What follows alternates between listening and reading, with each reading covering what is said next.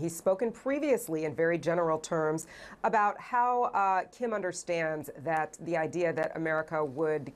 give them some sort of economic concessions if denuclearization went forward is very understood. And as we just heard from the Secretary of State, these are things that he talked about again today as he's testifying in front of the House Committee on Foreign Affairs. He said that he and Kim discussed places where the United States and North Korea really have to come together to understand where they can achieve common ground. He talked about the idea that Kim is very interested in the fact that the United States would give him economic concessions,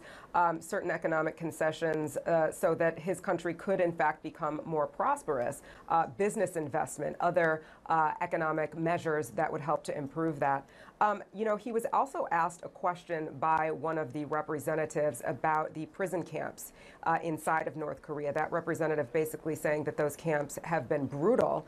to the variety of people who have made their way through there and are still imprisoned in them. And he suggested that any sort of deal being done with North Korea should not empower that regime to feel that they're still able to use those prison camps against their own people. Mike Pompeo saying at this point that zero concessions have been made to North Korea and that the United States plans to keep it that way. Pompeo also saying that coming out of these June 12th negotiations, this June 12th summit that is set to happen,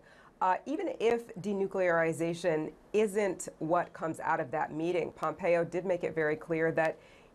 if there are verifiable things that would lead to forward motion, for example, a pledge to halt the ICBM program, those would also be considered by the United States as positive steps forward, rather, Aija.